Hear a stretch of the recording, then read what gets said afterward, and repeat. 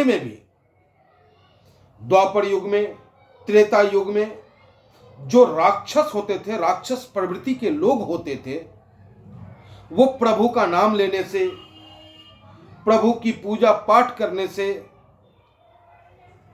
वो चिढ़ते थे। साधु संतों पे, सूफियों पे वो जुल्म करते थे। वो कहते थे कि मैं ही खुदा हूं, मैं ही भगवान हूं, तुम मेरी पूजा करो, किसी और की पूजा करोगे तो तुम्हें मेरे विरोध का सामना करना पड़ेगा। तो वो युग था। अब यह कलयुग है, और इस कलयुग में हमारा देश स्वतंत्र है, डेमोक्रेसी में है, राजतंत्र में हम नहीं है। और संविधान हमें और आपको राइट देता है, अधिकार देता है कि अपने अपने पूजा पद्धति को हम शालीनता के साथ किसी पे थोपेंगे नहीं, लेकिन कोई अगर मान रहा है तो उसका हम विरोध नहीं करेंगे। ये हमारा अधिकार हमें मिला हुआ है।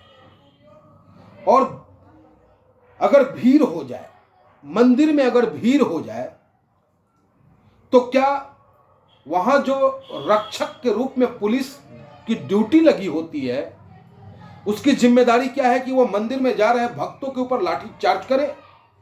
उसकी जिम्मेदारी यह है कि वो उस मंदिर में जा रहे पुजारियों के साथ, भक्तों के साथ लात घूसों से बरसात करे? कहां लेकर के जा रहे हैं इस देश को? देखो, मैं आपको दिखाता हूं। कुछ सेकंड की वीडियो आई है हमारे पास, और ये वीडियो है इंदरलोक दिल्ली का। इंदरलोक दिल्ली की धरती पर आज शुक्रवार है, जुम्मा भी है, और जुम्मा होने की वजह से हमारे हिंदुस्तान के मुसलमान भाई नमाज पढ़ते हैं, और हिंदुस्तान के नहीं, पूरे विश्व के। जैसे आज पूरे विश्व में देवाधिदेव महादेव और मां पार्वती के विवाह उत्सव हर शिवालय में धूमधाम से मनाया जा रहा है, रोड सड़कों पे मनाया जा रहा है, भंडारे बांटे जा रहे हैं, कीर्तनें हो रही हैं, जुलूसे निकाले जा रहे हैं, और उसमें सभी लोग अपना योगदान कर भी रहे हैं कि शांतिपूर्वक ये यज्ञ संपन्न हो।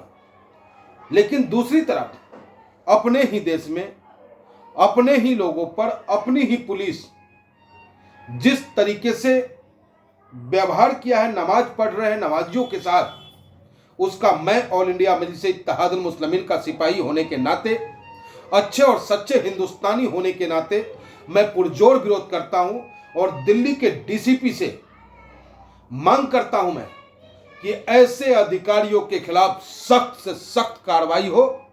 आप देखें, आप पहले इस वीडियो को देखें। आप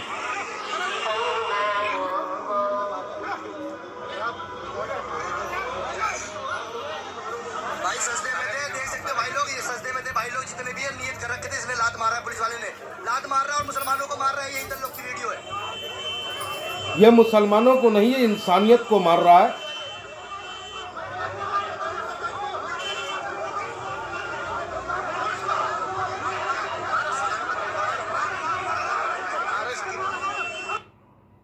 फिर से आप देख सकते हैं, एक बार रिवाइंड करता हूं मैं इसे।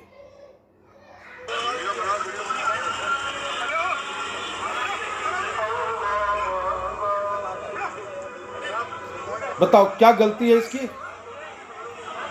ठीक है, मस्जिद में भीड़ होगी, अगर इसने नमाज पढ़ ही लिया तो क्या उसके साथ इस तरीके का व्यवहार किया जाएगा?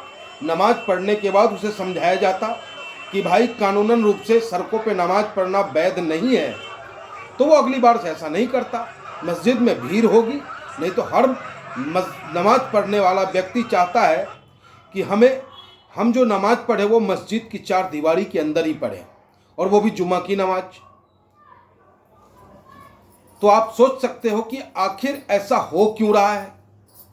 ऐसा होने की सिर्फ वजह एक ही है कि आज हमारे हिंदुस्तान में होने वाला 2024 आम चुनाव है, लोकसभा का चुनाव है।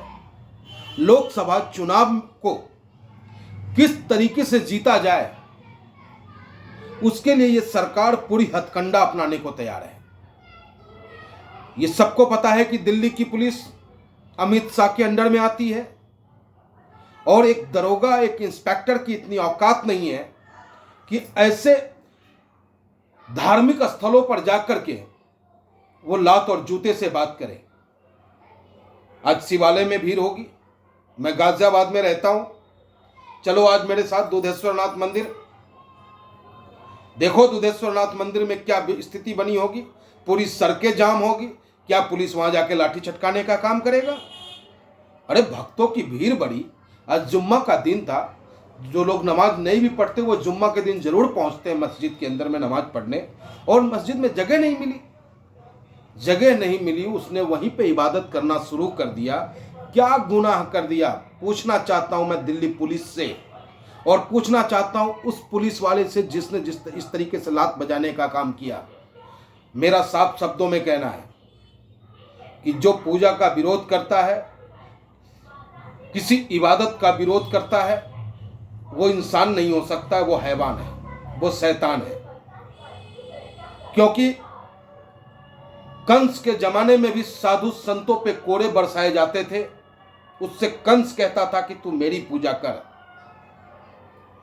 रावण के जमाने में भी साधु संतों पे, सूफी संतों पे कोड़े बरसाए जाते थे, उससे कहा जाता था कि तू राम की, नारायण की पूजा न कर, सिर्फ मेरी पूजा कर। और क्या पुलिस यही दर्शाना चाहती है? जबकि हमारा देश अनेकता में एकता का देश है, विभिन्न भाषाओं में को समेटे हुए देश है, विभिन्न संप्रदाय को समेटे हुए, विभिन्न पूजा पद्धतियों को समेट करके एक हिंदुस्तान बनाया हमारा।